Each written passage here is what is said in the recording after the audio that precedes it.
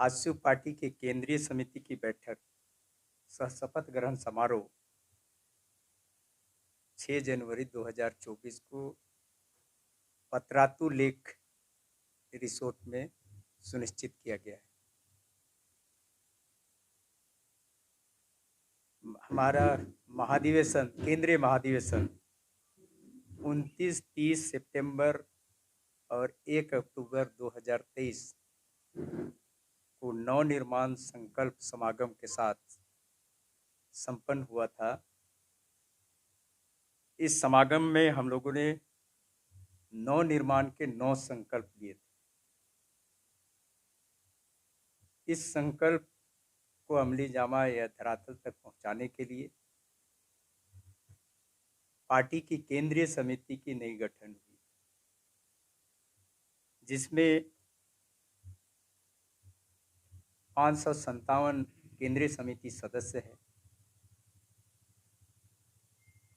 उसमें पदाधिकारी 206 हैं, महिलाएं करीब 30%, युवा 50%, एसटी, एससी, ओबीसी, जनरल और माइनॉरिटी को राज्य के आरक्षण के हिसाब से भागीदारी दिया गया है। पार्टी ने यह सुनिश्चित किया है कि राज्य में जिस तरह से सामाजिक समीकरण है, उस सामाजिक समीकरण के आधार पर ही पार्टी का नेतृत्व में भी भागीदारी सुनिश्चित होना चाहिए।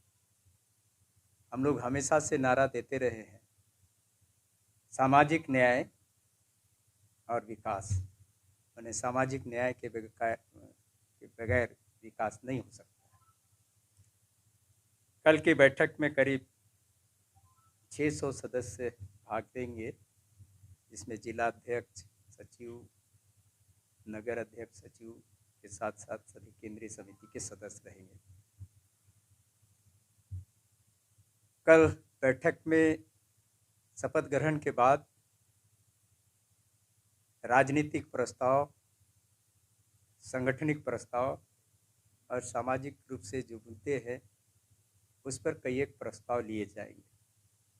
साथ ही साथ राज्य के जितने ज्वलंत विषय हैं या जिन विषयों को लेकर के राज्य सरकार यहाँ भ्रम में लोगों को डाल रहा है या भ्रमित कर रहा है, उन तमाम विषयों को लेकर हम संघर्ष का भावी कार्यक्रम की घोषणा भी करेंगे। कल हाईकोर्ट के आदेश को हमने पढ़ा कि जल्द ही नगर निकाय की चुनाव होनी चाहिए। उससे पहले सुप्रीम कोर्ट ने भी हमारे माननीय सदस्य चंद्र प्रकाश चौधरी जी नगर निकाय चुनाव में और पंचायत चुनाव में पिछड़े आरक्षण को लेकर के सुप्रीम कोर्ट में केस फाइल किया था। सुप्रीम कोर्ट ने स्पष्ट निर्देश दिया कि राज्य में आगे चाहे नगर निकाय की चुनाव हो या पंचायत की चुनाव हो, उसमें पिछड़ों का आरक्षण सुनिश्चित करने के लिए पहले ट्रिपल टेस्ट कराएं।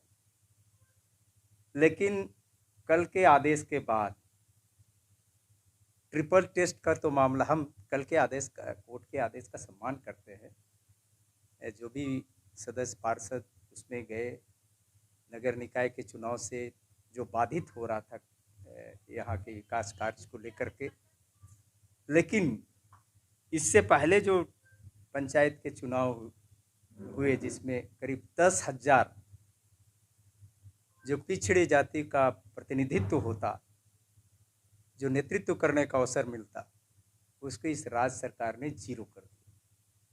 अभी भी जो होगा उसमें पिछड़ों के लिए कहीं जगह नहीं दिखाई पड़ रहा। केवल इतना ही में नहीं, अभी जितनी वैकेंसियां पुलिस के और भी वैकेंसियां निकली, उसमें पिछड़ों के आरक्षण को शून्य कर दिया गया कई एक जगह।